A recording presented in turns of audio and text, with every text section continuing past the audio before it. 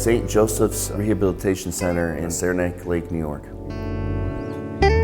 After my service in Iraq is when the drinking got out of control. It was just a way for me to calm my nerves.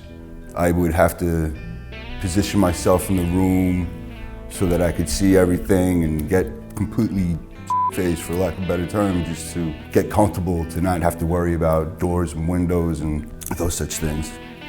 And then after a while, the drinking just became such a depressant that I had to start doing cocaine to feel happy about, being able to socialize and talk to people and not have to think about talking to them about the war. And, people ask stupid questions like, did you kill anybody? And it was easier for me to block out all that out by being intoxicated and high. People would say, man, you drink too much. When I was in the military, that's all we did overseas is drink. And then when I got out, the first time I had an anxiety attack, it pretty much, everyone back then thought it was all kind of BS if you said that. And the best way to cope was to drink, because when you drink, it just makes everything go away. One of our newer programs at St. Joseph's, which is our Veterans Treatment Program. The program started in July of 2014, so it's relatively new. It is a comprehensive residential program for veterans returning from war who have experienced both the trauma of war and the trauma of trying to adjust to coming home and being out of that environment. And in their adjustment process, they have tried to use coping strategies such as alcohol, other drugs, or compulsive behavior patterns as a way to adjust, and it hasn't worked. And so they're really struggling. They're struggling to find their way back home and to be grounded in their life now, not as a soldier anymore, but as a veteran trying to adjust to being back home. We do holistic care. We believe that these individuals, they need to take care of themselves physically, mentally, emotionally, and most importantly, spiritually. And so when we're working with our veterans down in our program, I would suggest that we're more bumpers for them. We're trying to help them find life on life's terms, accept it, and then find a quality of life throughout that. We do a lot of group therapy, we do spirituality groups, we do a lot of grief and loss groups, we do trauma and resiliency group, we do a lot of individual sessions that deal with a lot of different historic elements of their lives and helping them understand what were some of the underlying causes that led them to using in the first place.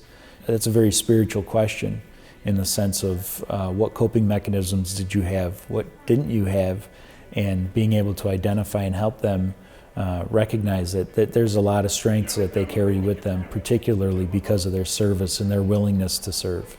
Everyone that works for the Veterans Program specifically are either a veteran themselves or they have some form of relationship that's got that cultural understanding immediately within their family. So maybe that's a spouse, maybe that's a sibling, maybe that's a parent that served. That's one of my indicators as far as when we look at adding staff to our team, do they understand that culture?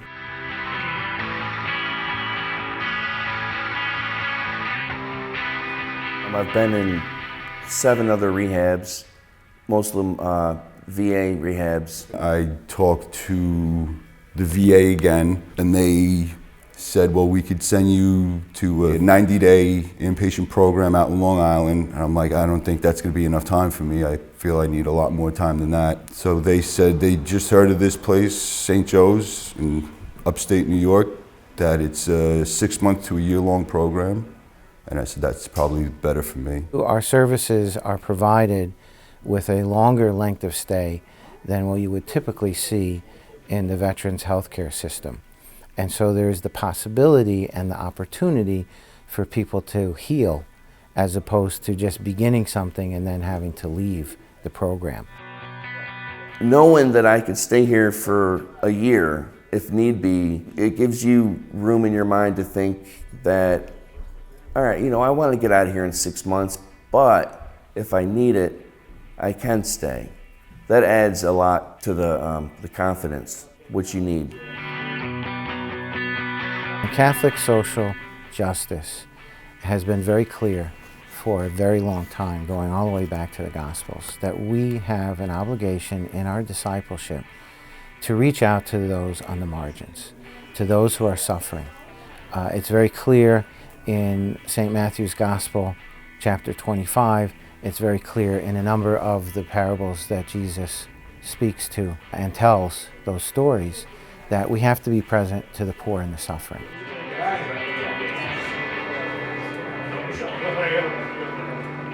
Bueno,